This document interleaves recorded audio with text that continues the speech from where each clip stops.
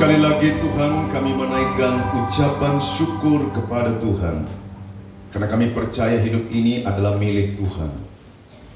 Dan karena ini milik-Mu, maka Tuhan berdaulat mengatur langkah kehidupan kami.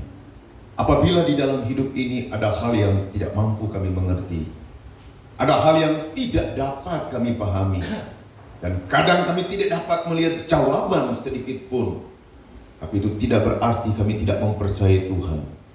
Engkau pasti punya maksud di balik segala sesuatu untuk membawa kami kepada kebaikan-Mu. Itu sebabnya Tuhan, melalui ibadah ini, hati kami diarahkan kembali untuk menikmati relasi dengan Tuhan dan juga saudara-saudara seiman.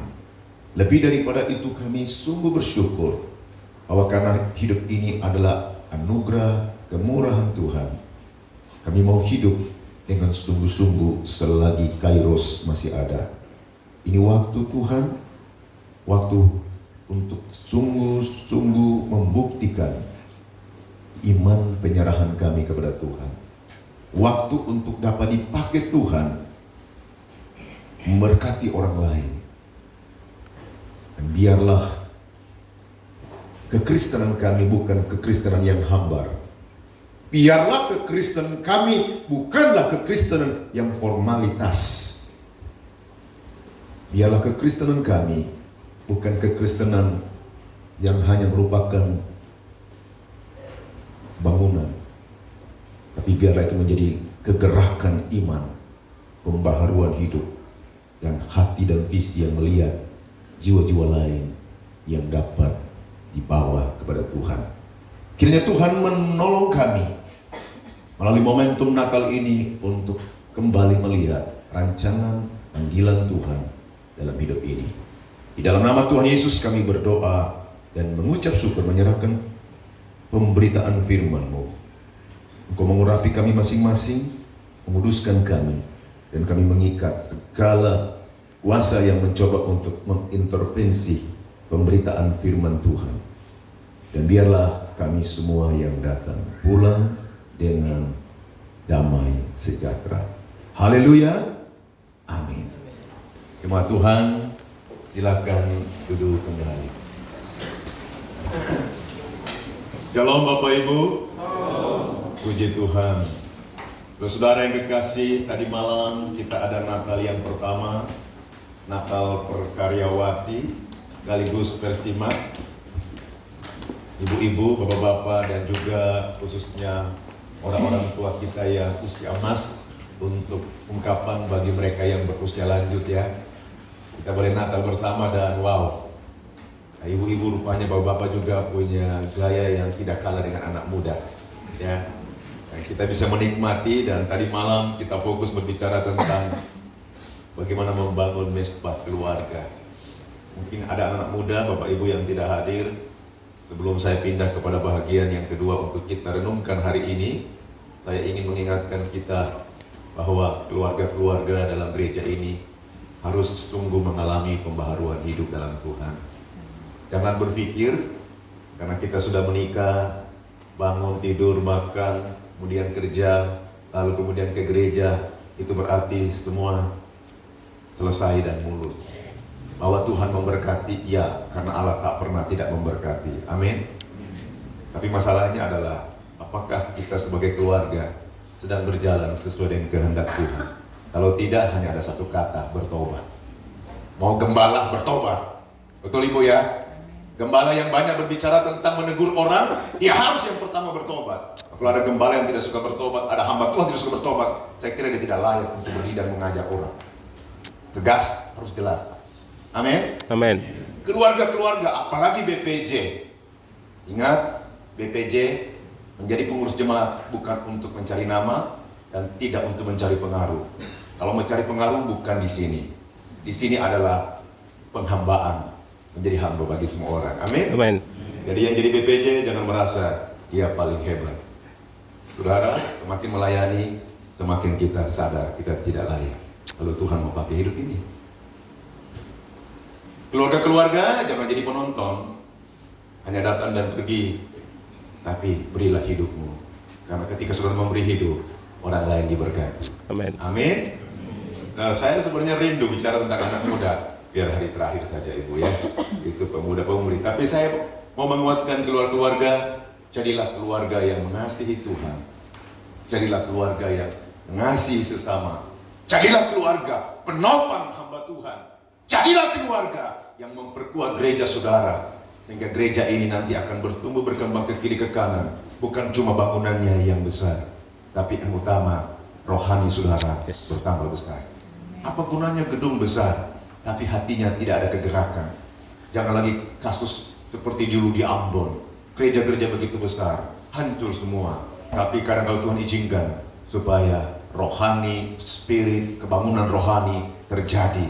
Nah, tapi kalau Tuhan kasih gedung yang besar, itu berarti tanggung jawab saudara cari jiwa buat kemuliaan Tuhan. Amen. Beri tepuk tangan bagi kemuliaan Tuhan. Puji Tuhan Bapak Ibu Saudara-saudara.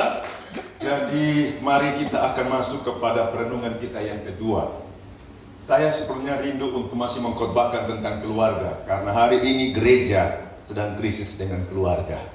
Kalau boleh jadi nanti Bapak Ibu Gembala akan buat sesuatu yang lain, undang orang khusus berbicara masalah keluarga. Karena keluarga yang kuat, gereja itu dia tumbuh dengan luar biasa. Anak muda, sekolah minggu, remaja sangat tergantung kepada keluarga. Maka sebelum saya menutup ini maklum kalau sudah bicara banyak yang mau disampaikan.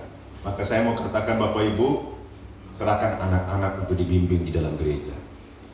Serahkan kepada hamba Tuhan. Dan saya harap nanti pengurus pemuda bisa ketemu saya sebelum saya pulang, karena saya ketua departemen pemuda. Saya mau berikan pesan. Juga Mas Hagai ya, kalau di Jawa namanya Mas. Ya, di sini nggak bisa pakai Mas, saya nggak tahu apa istilahnya. Adik ama iya. Nanti saya mau dia sungguh-sungguh bisa menggerakkan orang muda ya. Karena sekali lagi gereja harus terbuka bagi orang muda.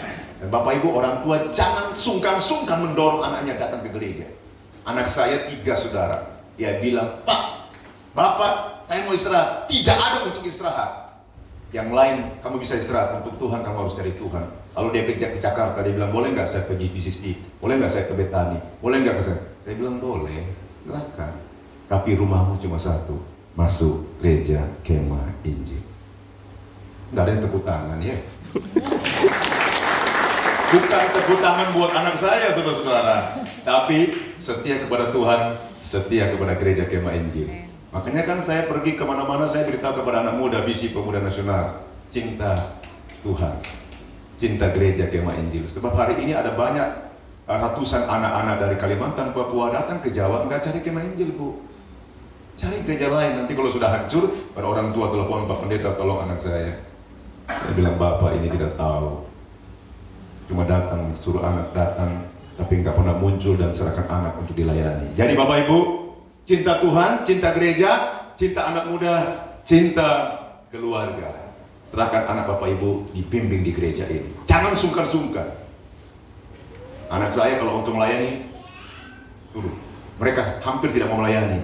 Tapi hari ini saya bersyukur, 3-3 punya hati melayani. Itu sukacita. Saya tadi lihat sukacita sampai keluarga melayani Tuhan. Tepuk tangan dulu buat mereka, buat Tuhan dan yang memakai mereka ya, pelihara ya. Tapi pesan saya begini, jangan Anda terus. Saya agak pendeta, agak mainstream saudara. Kalau saya lihat orang main gitar, main piano, dia terus, saya tanya, di gereja ini nggak ada lagi yang lain kah?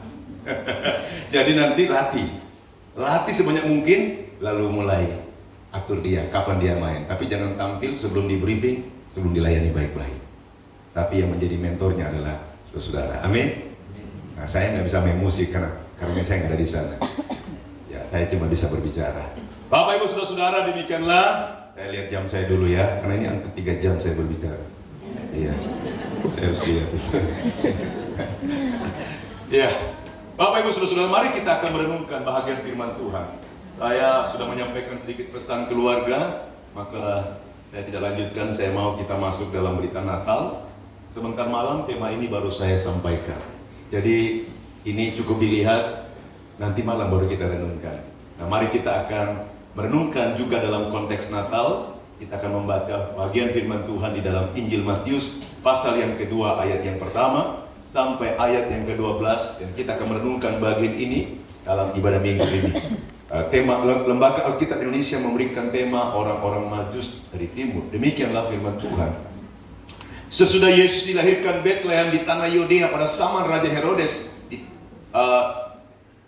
datanglah orang-orang Majus dari timur ke Yerusalem dan bertanya-tanya, di manakah dia raja orang Yahudi yang baru dilahirkan itu? Kami telah melihat bintangnya di timur dan kami datang untuk menyembah dia. Ketika Raja Herodes mendengar hal itu, terkejutlah ia beserta seluruh Yerusalem. Maka dikumpulkannya semua imam kepala ahli Taurat bangsa Yahudi. Lalu dimintanya keterangan dari mereka, di mana Mesias akan dilahirkan? Mereka berkata kepadanya, di Bethlehem tanah Yudea, karena demikianlah ada tertulis dalam kitab Nabi.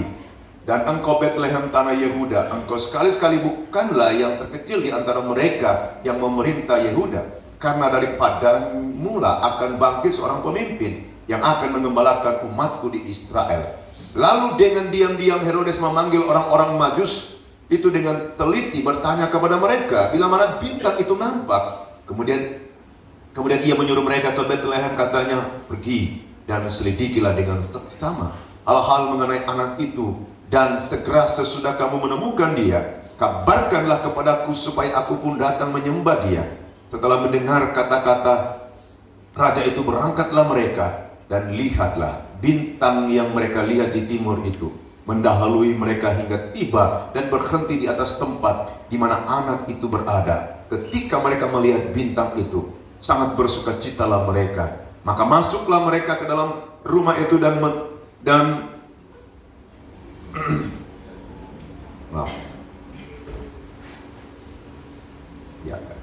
ketika mereka melihat bintang itu, sangat bersukacitalah mereka. Maka masuklah mereka itu ke dalam rumah itu dan melihat anak itu bersama Maria ibunya. Lalu sujud menyembah dia. Mereka pun membuka tempat harta bendanya dan mempersembahkan persembahan kepadanya, yaitu emas, kemenyan dan mur. Dan karena diperingatkan dalam mimpi supaya jangan kembali kepada Herodes, maka pulanglah mereka ke negerinya melalui jalan lain. Sedemikian jauh pembacaan firman Tuhan. Diberkatilah orang yang membaca, merenungkannya dalam kehidupan kita masing-masing. Saudara, tidak ada hari raya dalam kekristenan yang begitu diresponi di antusiasmenya luar biasa selain daripada Natal.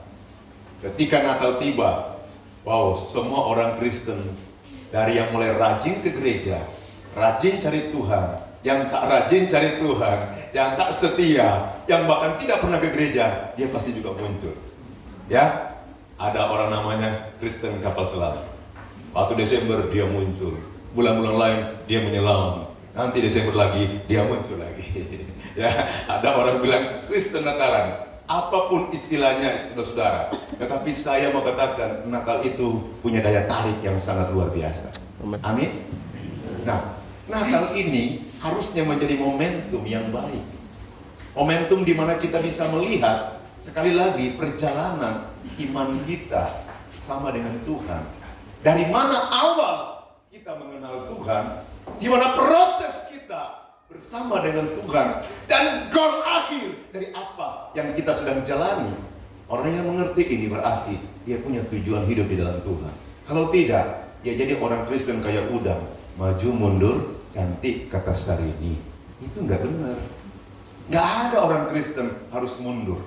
Nggak ada anak Tuhan harus hilang. Dia harus tetap jalan, meskipun jalan penuh kerikil, batu karang, dan berbagai macam keadaan.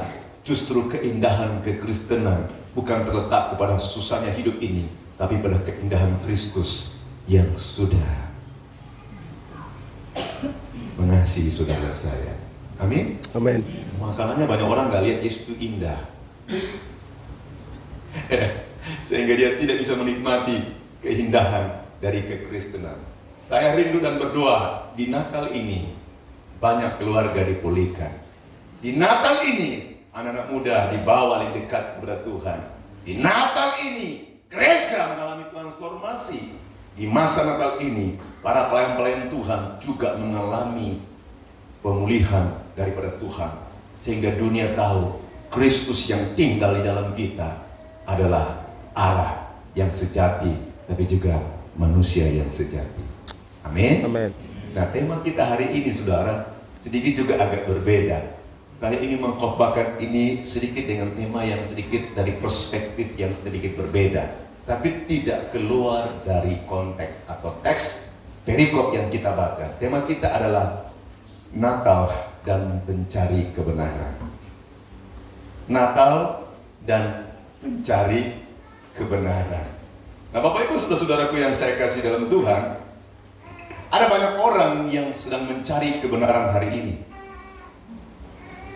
Dan ketika mereka mencari kebenaran, ada yang sampai kepada kebenaran itu. Ada juga yang tidak sampai. Mereka sampai kepada kebenaran diri sendiri. Mereka sampai pada kebenaran filosofi atau filsafat, budaya, tradisi, dan semuanya. Ada yang sampai kepada kebenaran, tapi sebenarnya bukan kebenaran, hanya nampak seperti kebenaran. Itu namanya palsu, imitasi, bukan asli dan bukan orisinil. Sehingga dia tetap tersesat. Tetapi ada banyak orang yang mencari kebenaran, menemukan kebenaran itu. Dia tahu awal dari kehidupannya, dia tahu proses menjalani kehidupannya, dia tahu akhir dari kehidupannya, dan dia bersuka cita dalam perjalanan hidupnya, dan sehingga dia kuat, teguh, dan dia menjadi berkat bagi banyak orang lain. Hari ini saya rindu Bapak Ibu punya dasar yang kuat. Engkau tahu kapan engkau berjalan kapan engkau mulai, kapan engkau berjalan, dan akhir dari hidupmu akan menuju kemana. Jika tidak, kita adalah orang Kristen yang terombang-ambing hanya oleh karena kebutuhan, keadaan, situasi, tantangan zaman, dan kita tidak dapat berdampak dengan baik. Tetapi saudara-saudaraku yang kekasih, nanti saya akan memberikan landasan teologis. Benarkah orang yang mencari Tuhan itu, mencari kebenaran, akan menemukan Tuhan? Mari kita belajar bahagian ini, saudara-saudara, dari kisah orang Matius. Matius ini ditulis khusus dengan latar belakang untuk orang-orang Yahudi. Itu sebabnya banyak kutipan-kutipan perjanjian lama untuk menegaskan bahwa semua yang dinubuatkan, yang dijanjikan Allah di dalam perjanjian lama digenapi oleh Allah. Allah itu tidak hanya berjanji, tapi dia juga mengendapi. Amin. Amin. Nah, dan waktu dia menulis latar belakang Yahudi, di dalam ayat ini Matius mau menegaskan dalam tulisannya bahwa Yesus itu adalah raja orang Yahudi. Itu sebabnya dia menulis tentang kelahiran Yesus sebagai raja orang Yahudi yang dinanti-nantikan penggenapannya. Dan Bapak Ibu saudara-saudaraku yang saya kasih dalam Tuhan, ada satu pertanyaan: mengapa kelahiran Yesus sebagai orang Yahudi ini melibatkan narasi atau cerita tentang siapa namanya? Orang-orang Majus yang bukan orang Yahudi. Nama orang Majus ini bukan orang umat perjanjian. Mereka adalah orang-orang yang berasal dari daerah Sungai Efrat, Iran dan Irak, ya, yang punya pengaruh dari Babilonia. Dengan kita tahu bersama, mereka adalah ahli-ahli perbintangan, astrolog yang mempelajari segala sesuatu tentang tanda-tanda, nubuatan, dan semua. Ada kemungkinan bahwa mereka juga ini mempelajari nubuatan tentang kelahiran Sang Mesias dalam konsep perjanjian lama. Kristus itu dalam konsep perjanjian baru dengan bahasa yang berbeda. Mesias adalah bahasa Ibrani, Kristus itu adalah bahasa Yunani. Nah, saudara-saudara yang kekasih di dalam Tuhan, kalau kita melihat di sini bahwa orang-orang ini boleh jadi mempelajari tentang nubuatan ini, karena kita paham orang Israel pernah dibuang ke Babel, ya. Mereka mempelajari dengan sungguh-sungguh, dan ketika mereka melihat tanda-tanda dari kelahiran itu, saudara, mereka kemudian berjalan dan memulai satu perjalanan mencari kebenaran. Mencari kebenaran. Perjalanan mereka bukan mudah, saudara-saudara. Dan perjalanan itu didasari karena mereka ingin menemukan, benarkah yang dinubuatkan itu terjadi. Nah, saudara, kalau kita melihat kisah orang Majus, saya mencoba untuk menjelaskan dalam 3 aspek. Bagaimana dia mencari kebenaran sebelum berjumpa dengan sang bayi.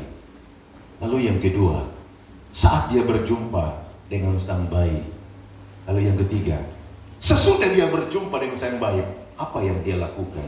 3 aspek ini coba saya akan renungkan, kita berenungkan bersama-sama.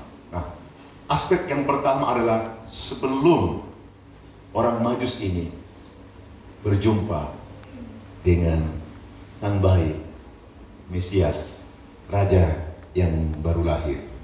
Saudara-saudara, karena mereka mempelajari nubuatan, mereka melaksanakan atau mengadakan tekad untuk mencari kebenaran itu. Mereka mengadakan perjalanan yang begitu jauh.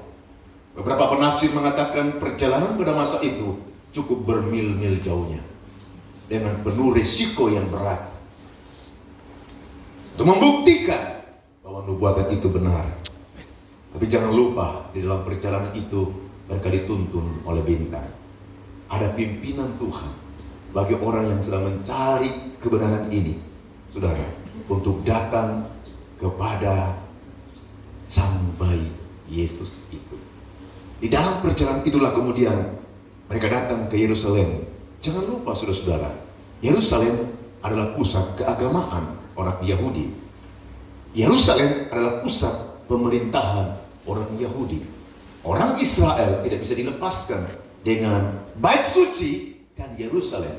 Nasionalisme, kehidupan, identitas dari mereka sebagai umat Tuhan sangat tergantung pada bait suci dan Yerusalem.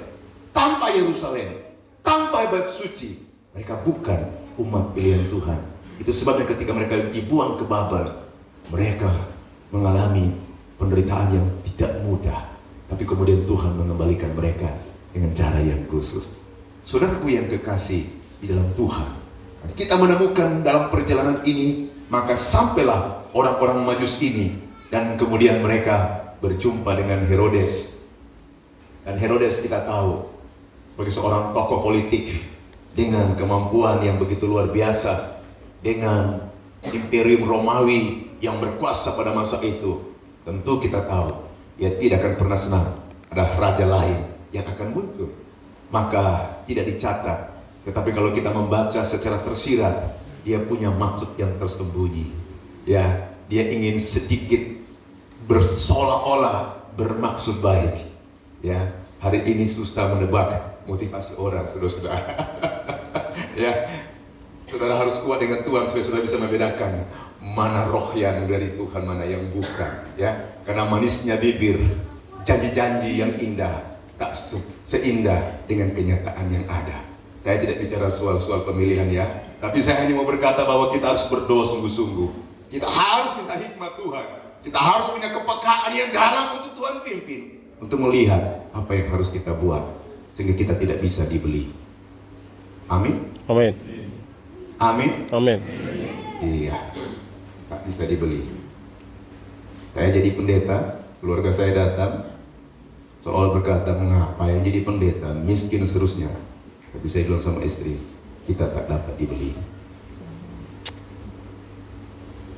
Menyampaikan firman pun tidak untuk karena cari makan, tapi orang yang melayani hidup dari pemberitaan Injil. Jadi jemaat harus kasih hambanya. Kalau tidak, Bapak Ibu nanti Tuhan tutup berkatnya. Kecuali jemaat tidak punya, hamba Tuhan beriman sepenuhnya. Ini itu saya dulu di Jawa, saudara-saudara. Tanam, makan apa yang ada, juga masih hidup hari ini. Ya, kalau bisa kiri kanan kemana-mana, bukan karena cari sesuatu, karena Tuhan katakan pergi dan beritakan apa yang harus diberitakan. Sehingga Bapak Ibu saudara-saudara, orang Majus ini dalam pencarian tidak mudah, tapi dia tahu ingin membuktikan satu kebenaran dan mereka melakukannya. Dan sampailah mereka. Dan itulah kisah yang kita baca di dalam Matius pasal 2. Lalu sampai kepada aspek yang kedua, yaitu bagaimana respon sikap orang Majus ini saat berjumpa dengan sang bayi Yesus. Bapak Ibu saudara-saudaraku yang kekasih, kalau kita melihat ayat itu, paling tidak ada 3 respon dari orang-orang Majus ini? Respon yang pertama adalah dia bersukacita di hadapan Tuhan. Kenapa sukacita? Karena perjalanan yang begitu panjang, perjalanan yang begitu punya resiko, perjalanan yang punya tanda tanya. Hal itu dibuktikan. Inilah bukti dari nubuatan itu. Amin. Amin. Pergumulan yang panjang, kesulitan yang panjang, ketika kita melihat sesuatu dari intervensi Tuhan, itu sukacita. Maka sukacita di dalam Tuhan dan di luar Tuhan itu berbeda. Meskipun orang Majus ini belum kenal Tuhan, tapi saudara perhatikan dengan baik, dia sudah mengenal kebenaran. Dan Alkitab mengatakan, tidak seorang pun bisa mencari Tuhan kalau bukan Tuhan mencari dia. Maka saya sangat yakin, orang Majus ini mencari Tuhan bukan karena dia mau mencari Tuhan, tapi ada Tuhan yang menggerakkan hatinya sehingga dia dapat berjumpa dengan baik itu. Tak seorang pun di antara kita hari ini, termasuk saya yang dari seberang ini, yang bisa kenal Tuhan kalau Tuhan tidak lebih dulu mencari kita. Maka saudara harus bersukacita, sungguh-sungguhlah hidup dalam Tuhan, karena saudara adalah orang-orang umat pilihan Tuhan. Amin. Beri tepuk tangan bagi kemuliaan Tuhan. Makanya jangan jadi orang percaya sembrono, tidak tahu diri, malas, tidak mau tahu tentang Tuhan, tidak mau tahu tentang rancangan Allah. Ingat Bapak Ibu, kami hanya mengingatkan, mengajar. Setiap orang akan berdiri di hadapan Tuhan dan mempertanggungjawabkan apa hidup saudara. Setiap orang harus berdiri. Harus berdiri. Jika Bapak Ibu bisa ketemu Tuhan, karena Tuhan lebih dulu mencari saudara. Kita bisa jumpa hari ini, amin ya. Wow, luar biasa. Walaupun mungkin banyak pergumulan, wajahnya penuh sukacita semua. Pakai dasi lagi kayak baju merah semuanya. Saya juga pakai baju dasi, ya. Pendeta itu kan pakai jas terus. Tapi juga pendeta juga punya banyak pergumulan. Dia gagal waktu di mimbar ya. Gagalnya karena dia mantap ya. Nah, Bapak Ibu saudara-saudara, apa respon orang Majus terhadap Yesus sang bayi ini ketika dia saat berjumpa dengan Yesus? Ada sukacita. Sukacita di luar Tuhan itu adalah sukacita yang datang faktor luar. Aku bersukacita karena dia bersukacita. Keadaan. Tapi sukacita di dalam Tuhan adalah karena kebenaran. Semua katakan Amin. di mana orang menemukan kebenaran, di sana sukacita yang sejati akan datang. Mau keadaan apapun, tidak ada masalah. Saya ingat Bapak Ibu, waktu saya terima Yesus, kenal Tuhan, saya jalan kaki, kemudian saya kuliah karena saya terpanggil menjadi hamba Tuhan. Dari rumah ke kampus itu 5 kilo sambil jalan. Dalam nama Yesus. Orang lihat saya, ini orang gila ya. Saya berjalan berkilo-kilo kayak untuk cari persekutuan. Jam 2, jam 3, saya semangat berdoa. Sekarang sudah mulai kendor. Sudah ingat istri, ingat anak, ingat jemaah dan seterusnya. Sudah banyak tugas ya Ibu ya. Kadang sudah letih, apalagi sudah usia juga Pak ya. Aduh. Tapi Bapak Ibu, sukacita itu datang dari kebenaran yang kita kenal dari Tuhan. Dan kita lihat orang Majus ini bersukacita. Sukacitanya berpusat pada sang bayi. Lalu yang kedua, dikatakan orang Majus ini kemudian menyembah sang bayi ini. Kata yang digunakan adalah proskuneo. Kata itu bermakna tersungkur. Ketika orang Majus melihat itu, mereka tersungkur. Mereka yang pintar, ahli astrolog, punya wawasan sekian banyak. Orang-orang pintar dari orang-orang Persia yang luar biasa ini. Tapi di hadapan sang bayi yang tak berdaya ini, mereka tersungkur. Artinya apa? Dia menundukkan diri dan memberikan pengakuan bahwa sang bayi ini lebih dari segalanya. Amin. Itu kerendahan hati. Saudaraku, waktu kita jumpa Tuhan, tidak ada yang tersisa dari hidup ini selain melihat Dia lebih dari segalanya. Amin. Amin. Amin. Dan kita perhatikan, mereka menyembah sang bayi itu. Ada orang Kristen beribadah, tapi belum tentu hati yang menyembah. Karena ibadah itu kan penuh dengan tata cara liturgi yang kadangkala hanya formalitas. Tidak berarti liturgi salah, tapi hati yang menyembah datang karena relation with God. Yes. Relation with God. Amen. Relation with the truth. Relasi dengan iman dan penyerahan kita. Sehingga Bapak Ibu, meskipun uang di rumah tidak ada, banyak pergumulan ada di gereja, hatimu menyembah. Di mana ada hati menyembah, hadirat Tuhan itu memenuhi Amen. hati saudara. Ada orang bilang gini, aku tak mau ke gereja, masalahku banyak. Nanti masalahku selesai, baru aku ke gereja. Jangan bikin repot Tuhan. Itu cara berpikir yang salah. Justru karena masalah datang, masalah terlalu banyak, datang ke gereja. Ke gereja bukan supaya masalah selesai, ke gereja untuk menikmati, menyembah Allah dan hadiratnya. Waktu kita pulang, masalah masih ada, tapi Tuhan akan kasih kita hikmat, kuasa, the power, the glory, and the spirit untuk mengatasi Amen. semua pergumulan saudara. Semua katakan Amen. percaya Bapak Ibu.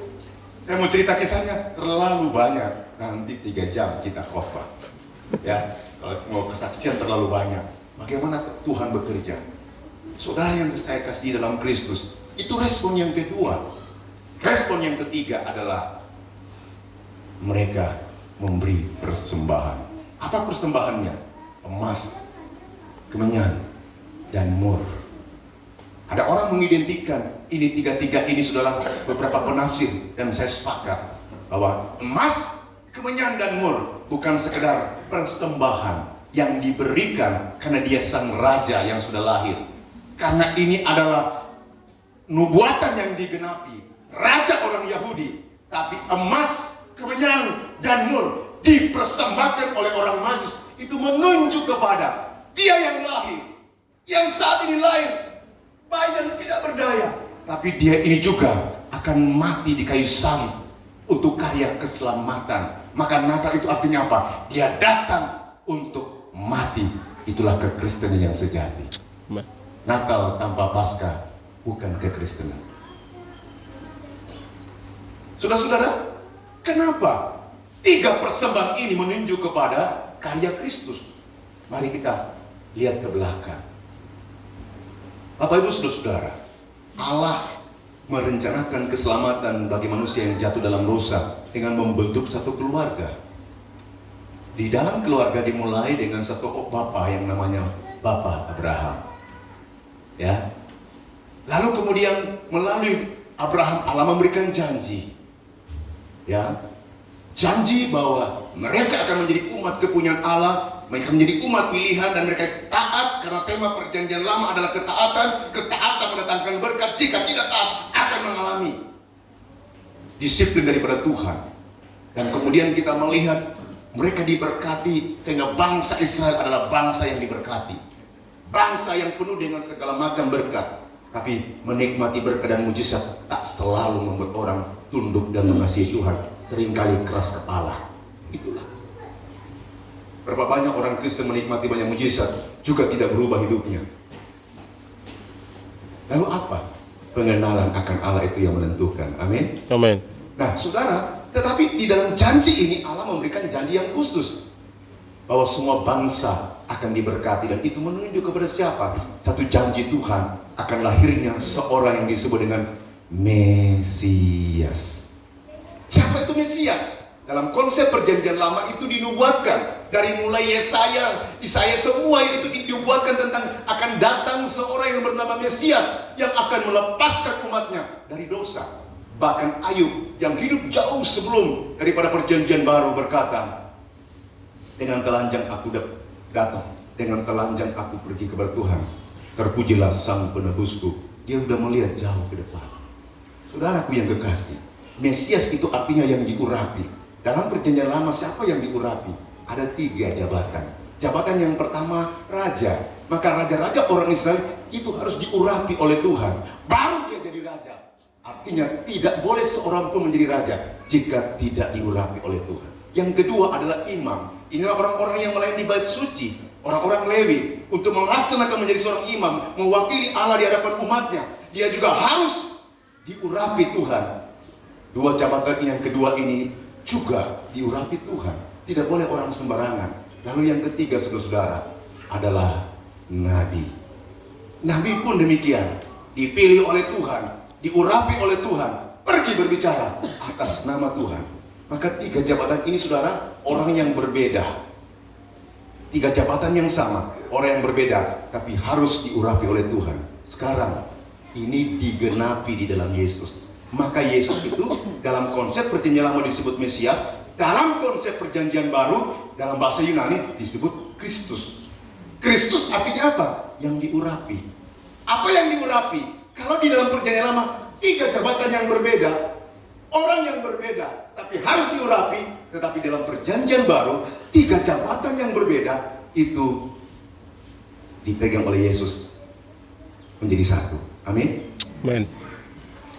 Maka Yesus adalah Raja. Mana itu lambang? Logonya di mana ya, Bu? Ada di balik layar. Oh, di balik layar ya, Ibu ya. Ya. Tertutup.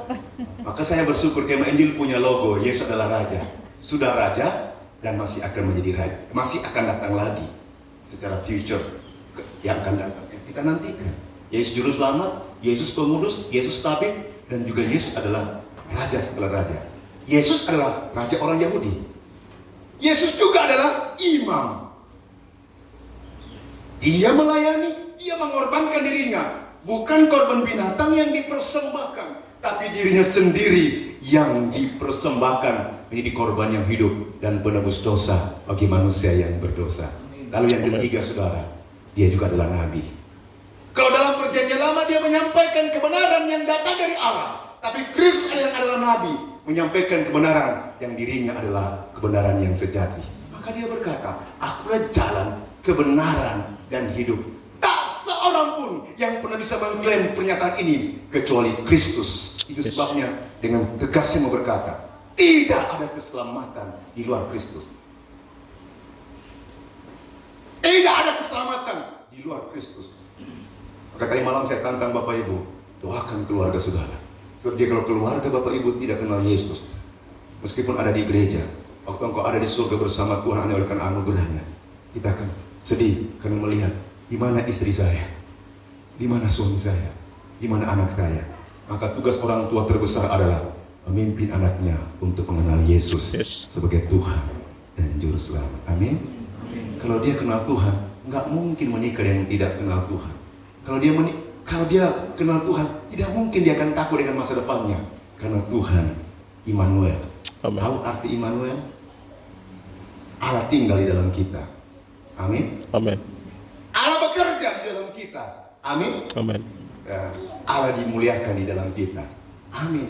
Bukan kita yang dimuliakan, Tuhan yang dimuliakan. Sehingga Bapak Ibu saudara-saudaraku yang kekasih di dalam Tuhan, Yesus, dialah Tuhan. Yesus Juru Selamat. Apakah kebetulan orang Majus mempersembahkan emas, kemenyan, dan mur ini? Kebetulan? Saya kira tidak. Itu bagian dari rancangan Allah yang sejati. Haleluya, amin. Bahwa melalui persembahan ini, dia mengakui dia bukan cuma lahir, tapi yang lahir ini akan mati menjadi Tuhan Juru Selamat dengan korban penebusan yang hanya oleh itulah semua orang boleh diselamatkan. Maka saya mau berkata, pernyataan saya adalah pernyataan pribadi. Kalau Yesus sedemikian indah dan mulia, kelahirannya dinyatakan dalam ketidakberdayaan, tapi tersembunyi kemuliaan yang besar, dijumpai oleh orang Majus oleh karena anugerah Tuhan. Maka Yesus yang kita kenal adalah Yesus yang tidak ada taranya, tidak ada bandingnya dalam dunia ini. Maka jangan pernah banding-bandingkan tulis dengan tokoh agama. Jangan bandingkan tulis dengan apapun yang lain. Saudara merendahkan Tuhan. Jangan. Dia terlalu tinggi, dia terlalu mulia, dia terlalu kudus. Hanya orang yang mengerti ini akan berkata, hidupku hanya oleh anugerah. Saudaraku yang kekasih di dalam Tuhan, Kristus telah lahir. Itulah perjumpaan orang Majus dengan sang bayi Yesus. Baru saya merenungkan, kenapa dia sujud, kenapa dia tersungkur, kenapa dia persembahkan. Baik di dalam pernyataan Allah, bahkan nubuatan Allah akan digenapi sikap itu, pemberian itu menunjukkan inilah Mesias, Raja orang Yahudi. Amin. Amin. Lalu saudara, aspek ketiga, ini tema 2 tahun lalu dari Kemah Injil ya, Ibu Pendeta ya. Mari baca sama-sama. Ayat yang ke-12. 1, 2, 3. Dan karena diperingatkan dalam mimpi, supaya jangan kembali kepada Herodes, maka pulanglah mereka ke negerinya melalui jalan lain. Ini tema 2 tahun lalu kalau tidak salah Ibu. Oh, tema PGI. Pulanglah mereka kembali ke jalan yang lain. Nah, masing-masing bisa punya tafsiran ya. Saya nanti akan pulang bukan jalan yang lain, tetapi yang sama. Dari Berau ke sini, saya kembali ke Berau juga nanti ya. Kecuali Ibu bilang, Bapak mau naik mobil 78 jam ke Samarinda, itu jalan yang lain. Tapi saya memilih yang lebih dekat. Ya. Nah, Ibu saudara, sebelum, perhatikan orang Majus mencari kebenaran sebelum, kemudian sesudah, saat, dan sesudah itu apa yang terjadi? Sesudah berjumpa, dia tersungkur menyembahkan, mempersembahkan bersukacita, lalu mereka kembali. Tapi Tuhan berbicara kepada mereka untuk tidak kembali ke jalan yang sama. Mengapa? Tentu, saudara, ini maksud dari apa yang disebut dengan providensia ilahi. Allah memelihara orang-orang yang jujur, yang takut, yang hormat, yang mencari Tuhan, supaya orang ini jangan celaka, bukan? Karena kita tahu maksud Raja Herodes. Tetapi saudara, Tuhan memberi peringatan. Kata peringatan itu bisa menegaskan tentang ada satu wahyu, ada satu peringatan ilahi atau pesan ilahi penting melalui mimpi. Saya bukan orang suka percaya mimpi, tapi saya pernah punya mimpi satu kali, atau saya baru bertobat, dan saya tahu Tuhan berbicara. Tapi mimpi tidak boleh jadi dasar. Apakah hari ini Tuhan masih bisa pakai mimpi? Nanti saja kita perdebatkan. Tetapi dasar kita mencari pimpinan Tuhan bukan mimpi, melainkan firman Allah yang hidup. Amin. Jangan tiba-tiba ada jemaat berdiri. Oh Bapak Ibu, tadi malam saya berdoa jam 12 malam. Lalu saya lihat tiba-tiba Tuhan menjawab doaku. Jadi kalau mau doa dijawab harus jam 12 malam. Jangan jam 11. Jangan jam 10. Itu pengalaman dia, tapi pengalaman dia bukan firman. Ingat, pengalaman bukan firman. Katakan sama-sama, pengalaman bukan firman. Firman bukan pengalaman. Tapi di dalam pengalaman hidup kita, firman dinyatakan. Amin. Amin. Itu. Kalau firman sudah jelas, jangan dilakukan. Misalnya mau menikah yang tidak seiman, Tuhan bilang jangan seiman, Anda paksa, tanggung jawab sendiri. Karena Tuhan, kita bisa buat kesalahan, Tuhan ampuni. Tapi akibat dari keputusan kita, kita harus bergumul di sana. Ya. Hanya ada satu yang bisa memulihkan, Yesus yang mengasihi saudara. Amen. Saya sudah lihat mata saya banyak keluarga dipulihkan. Ada yang panggil saya, dia sudah mau robek surat nikahnya. Gue mau sorek ini. Tunggu dulu, jangan sobek. Mari kita berpegangan, kita berdoa bersama-sama sampai hari ini. Sama-sama. Secara pribadi mereka tidak mampu. Tapi kalau Yesus mengubah hati orang, tak ada yang mustahil. Bapak Ibu, saya tidak tahu beban Bapak Ibu seperti apa. Percayalah, Tuhan sanggup ketika kita mengakui Yesus sebagai Tuhan kita. Orang Majus ini kemudian diberi peringatan. Itu menegaskan apa, saudara-saudara? Bahwa sesudah mereka jumpa Yesus, secara sederhana, orang Majus ini nampak dari keputusan yang benar. Amin. Nampak dari konsistensi mengambil keputusan yang tepat. Dan memang orang yang sudah mengenal Tuhan, yang sudah berjumpa dengan Tuhan, bukan hanya berkata Yesus Tuhan dan Juru Selamat, tapi dalam seluruh hidupnya ada perubahan. Perubahan hati secara radikal, perubahan mindset secara radikal. Dia akan membuat keputusan bukan berdasarkan ego, bukan berdasarkan keuntungan, bukan berdasarkan lain, tapi keputusan yang di dalamnya Tuhan dipermuliakan. Apakah hidup kita juga sering membuat keputusan yang bijak, yang lahir karena kita mengenal Tuhan dengan baik? Bapak Ibu, orang dunia mungkin tidak melihat iman saudara. Ya tak bisa melihat kasihmu karena itu terlalu sulit dipahami oleh mereka. Tapi mereka melihat perubahan hidupmu. Keputusan kita. Saya mau cerita saudara, tapi saya tidak membanggakan diri. Saya lahir 5 bersaudara, 2 meninggal, tinggal 3. Lalu ibu menikah kembali, punya adik tiri, saya anak bungsu, lalu adik tiri. Saya sudah meninggal sebenarnya, tenggelam.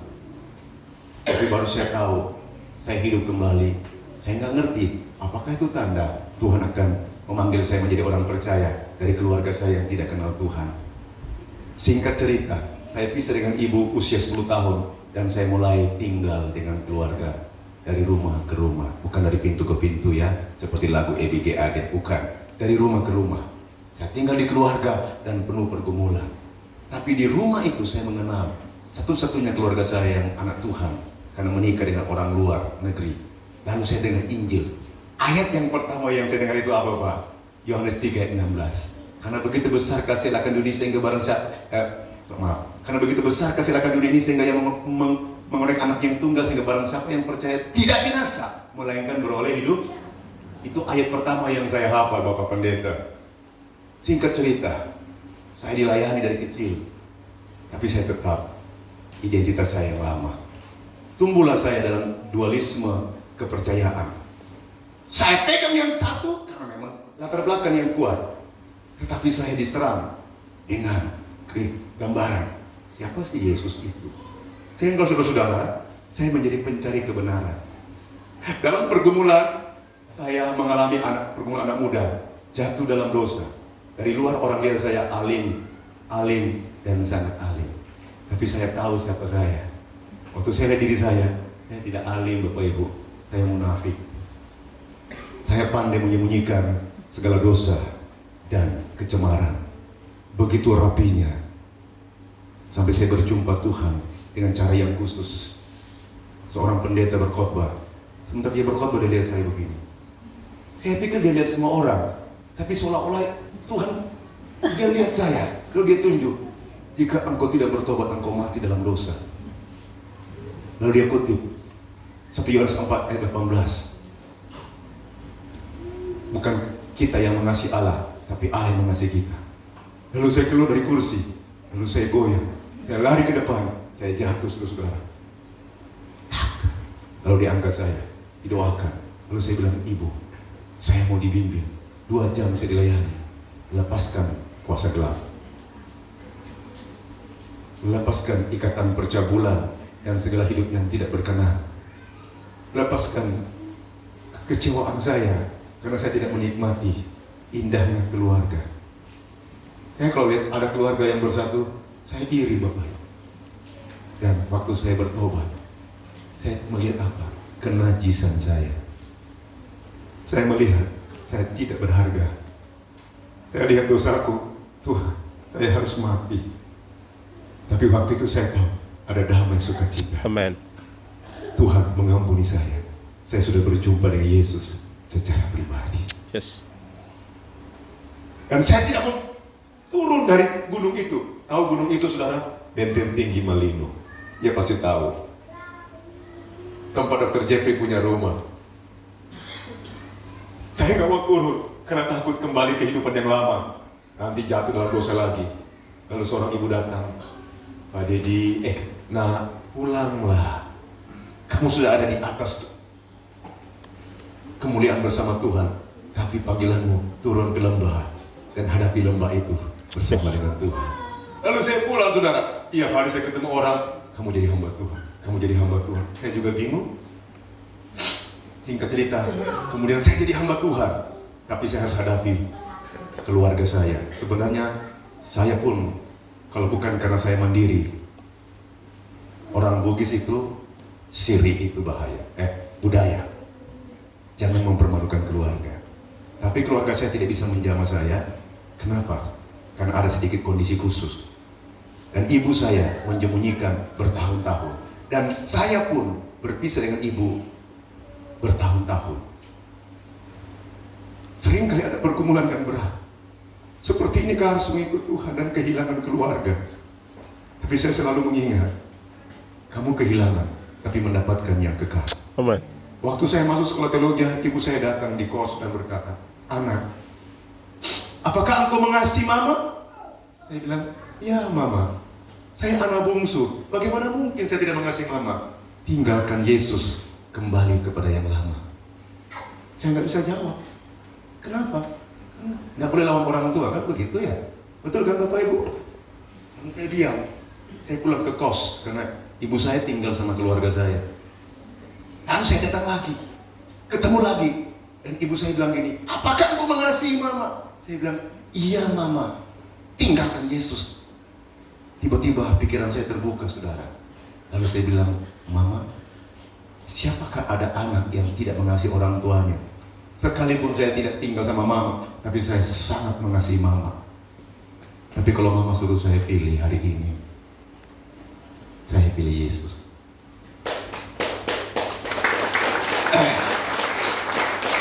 Karena mama melahirkan saya hidup, tapi saya akan mati karena dosa. Tapi Yesus lahir, mati bagi saya. Saya yang harusnya mati, saya akan hidup bersama dengan Dia. Amen. Sejak itu kemudian ibu saya bilang apa? "Kita putus dan jangan pegang saya kalau saya mati." Tapi saudara, berapa puluh tahun kemudian dia waktu meninggal, saya datang ke kota saya di Sulawesi Tenggara. Keluarga saya yang semuanya tidak kenal Tuhan itu, tapi pasti kenal Tuhan dalam keyakinan mereka. Dia panggil, "Anak, mandikan ibumu." Wah, dengan bangga saya mandikan, saudara. Saya mandikan, karena bagi saya itu kan tidak ada yang mustahil. Amin. Amen. Tapi bukan masalah dimandikan. Bagi saya, ibu saya, namanya adalah kitab kehidupan. Dan saya masih harus bergumul untuk dua kakak saya di Bandung, satu di Sulawesi yang belum kenal Tuhan.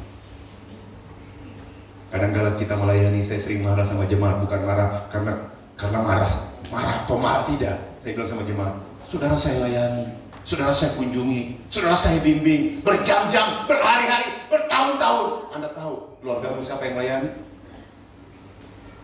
"Iya Pak, terima kasih Pak." "Jangan cuma terima kasih, doakan saya." "Iya Pak, saya tahu Ibu pendeta dan Bapak pendeta juga punya pergumulan, betul Ibu?" Coba tanya, pasti air mata jatuh. Siapa bilang hamba Tuhan punya air mata tidak pernah jatuh? Air mata bukan tanda kelemahan, itu tanda penyerahan. Amin. Amen. Dalam hidup ini saya belajar, jangan pernah berhenti mengikut Tuhan.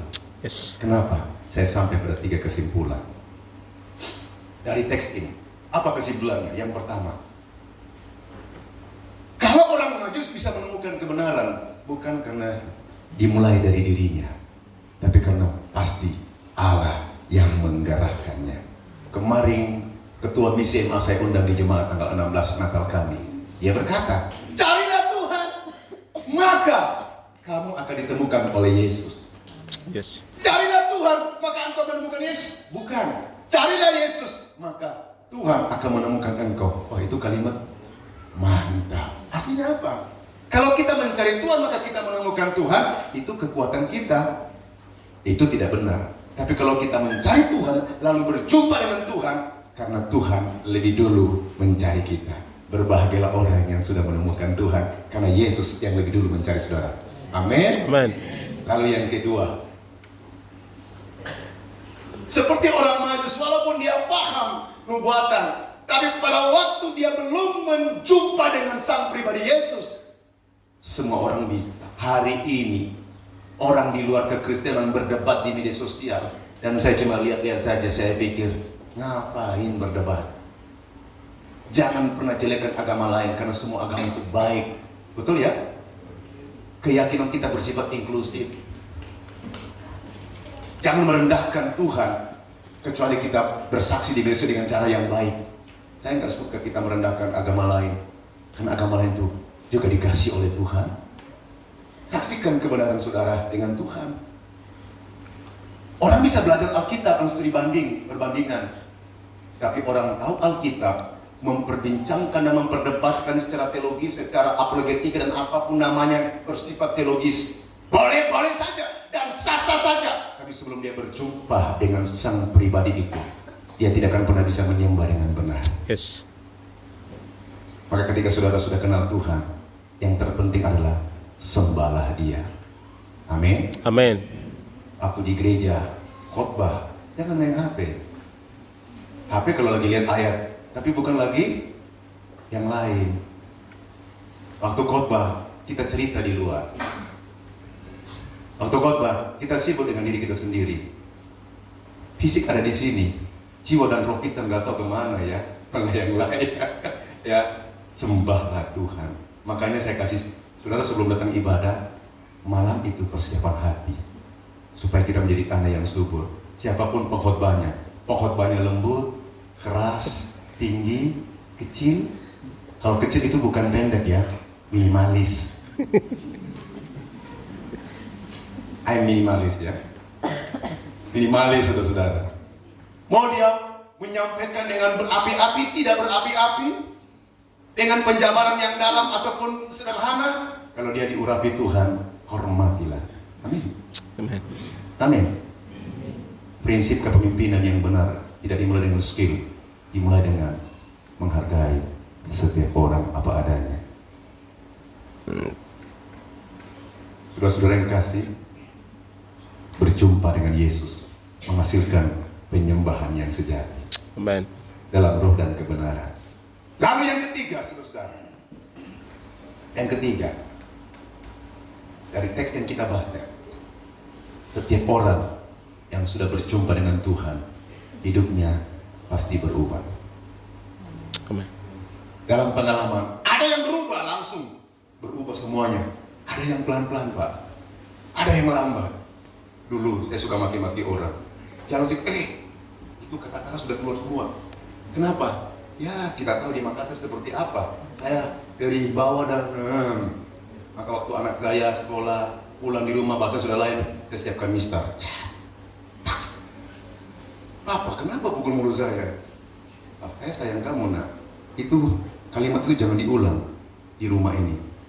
Dan kalau itu tidak dilatih, biasanya hal yang kecil menjadi kebiasaan, Pak. Nah, itu tugas kita sebagai orang tua. Saya sering lihat orang tua yang tidak prinsip, ya tegas. Yang prinsip nggak tegas, pergi gereja, nggak apa-apa, terserah, biar aja kapan-kapan dia mau pergi. Oh salah, saudara. Dia maki-maki orang, biasa, nggak apa-apa, Pak. Toh nanti dia berubah, siapa bilang? Ada cara yang tidak sungguh-sungguh, hidup tidak benar, dibiarkan saja. Oh tidak, saudara harus tegas, lembut, penuh kasih. Pada saat kita tegas, seringkali sudah kita hukum anak kita panggil, duduk di sini. Kenapa Papa tadi pukul kamu? Oh iya Pak, begini-begini. Dia tahu kesalahannya. Kalau dia bilang, Papa, silakan hukum saya. Enggak, nak, Papa mengampuni kamu. Pergi dan jangan buat lagi. Jadi anak-anak merasa hukuman itu bukan karena dihukum, tapi karena kasih. Amin. Amin. Amin. Anak saya pun demikian, yang tertua. Dia marah sama saya. Yo tinggi. Kalau dia bilang, Papa, saya bilang, biarpun kamu tinggi, saya bapakmu, tenang saja. Lalu dia bilang gini, saya tidak suka, Pak. Kenapa? Saya tidak mau jadi anak pendeta. Kenapa? Tidak boleh ini, tidak boleh itu, tidak boleh. Karena anak pendeta selalu dia. Pakainya harus bagus. Harus begini. Dia tersiksa. Lalu saya panggil dia. Lalu tiba-tiba dia bilang, saya juga tidak suka, Pak. Kenapa? Bapak bisa memberi banyak waktu bagi orang gereja. Waktu dengan saya kurang, Pak. Dia marah. Saya bilang, nah, saya sudah kasih waktu buat kamu. Kurang, Pak. Orang lain Bapak bisa sampai malam. Saya jarang, Pak. Dan dia sakit hati dengan saya, saudara. Ini kesaksian pribadi. Harusnya tadi malam saya cerita. Ini khotbah agak keluar sedikit, nggak apa-apa ya. Lalu kemudian, anak saya beranjak besar, SMA. Lalu saya buat KKR.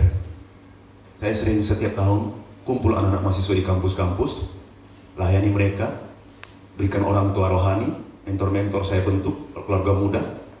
Saya nggak cari orang luar, semua di gereja saya minta jadi mentor. Kunjungi mereka, lalu kumpul, berikan pengajaran, lalu saya bikin KKR. 3 hari saya bawa ke Kota Batu, lalu saya KKR. Tantang, siapa mau terima Yesus?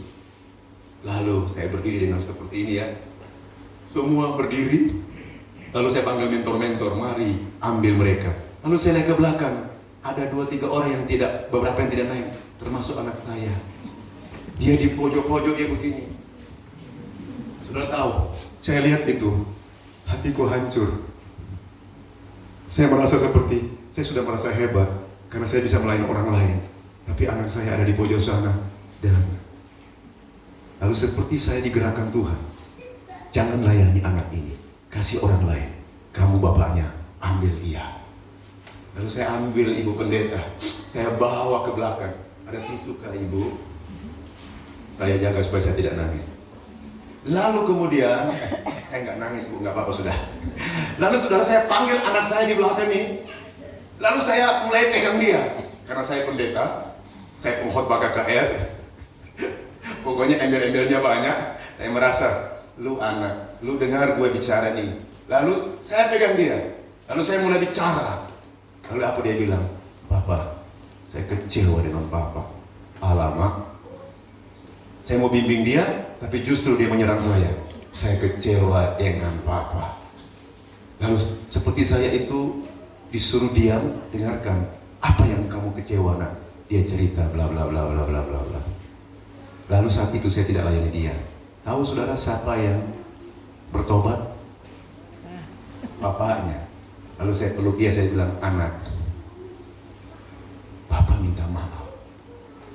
Meskipun tujuan Papa baik, tapi kamu salah memahami. Kalau Papa salah, saya minta maaf di hadapan Tuhan. Saya peluk dia, saya cium dia, baru dia bilang, Papa, Theo juga minta maaf. Hari itu pertobatan antara Papa dan anak. Saya peluk dia, dan anak ini waktu saya kena 4 bulan, 5 bulan sekali selalu saya ke satu tempat doa, dan tempat itu bekas kuburan. Waktu anak saya masih bayi, saya bawa dia dan dia lihat. Orang bilang suwangi. Orang bilang apa itu kalau di Makassar parakan. Yang isi perutnya keluar itu kan. Dan dia lihat, dan dia selalu takut anak ini. Lalu pada hari itu seperti Tuhan ingatkan saya, anak ini penuh ketakutan, doakan dia. Lalu saudara, setelah saya minta maaf, dia minta maaf, kami saling pelukan, dan terjadilah rekonsiliasi. Lalu saya bilang, hari ini, di mana kamu lihat setan hari itu? Hari ini, setan bayangan itu tidak akan menangkan kamu. Saya sejak itu tidak pernah terjadi lagi. Dan anak ini kemudian saya bawa kemana-mana kalau saya melayani, kalau ada uang, ke Freeport, mana. Dia udah bilang, Papa, saya serahkan dia buat Tuhan. Tapi dia bilang, Pak, aku mau kerja. Gak apa-apa, yang penting kamu melayani Tuhan. Saudara, siapa bilang hamba Tuhan tidak mengalami pergumulan? Saya punya uman patos, tapi di balik uman patos saya melihat dekat etos, kebaikan Allah yang memulihkan. Amin. Amin. Kalau kita sudah berjumpa Yesus, perubahan terjadi. Papa berubah, mama berubah, anak-anak berubah. Sementara saya kuliah, belajar konseling, di meja kuliah, saya menangis. Kenapa? Karena saya tidak memperhatikan istri saya dengan baik. Bapak perhatikan istri dengan baik ya Pak. Saya sudah merasa super sibuk, istri saya menderita sendiri mungkin ya. Pulang ke rumah, saya panggil dia lagi tidur. Bangun, bangun. Kenapa? Saya peluk dia, lalu saya bilang, maafkan saya. Terjadi pertobatan juga saudara. Betapa indahnya kalau keluarga dipulihkan. Amin. Amin. Betapa indahnya kalau di gereja ini pribadi-pribadi jumpa Yesus. Amin. Amin.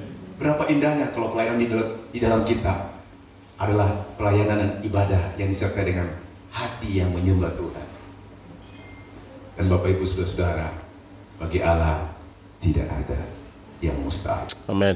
Setiap orang yang mencari Tuhan karena Allah lebih dulu, dia akan berjumpa dengan Yesus karena Yesus akan menemukan dia. Dia akan menyembah, dan hasil dari perjumpaan itu akan menghasilkan transformasi kehidupan. Apakah kita semakin hari menghasilkan transformasi kehidupan? Kita berdoa, Tuhan terima kasih. Dalam nama Tuhan Yesus, setiap orang dalam ruangan ini telah berjumpa dengan Engkau. Setiap orang di dalam ruangan ini punya hati menyembah Tuhan. Setiap orang di dalam ruangan ini hidupnya berubah, diubah dan diubah. kerangka berpikir diubah, cara melayani diubah, cara memahami sesuatu dengan berubah, dan hanya firman Allah menjadi dasar sekarang sampai selama-lamanya. Haleluya, semua berkata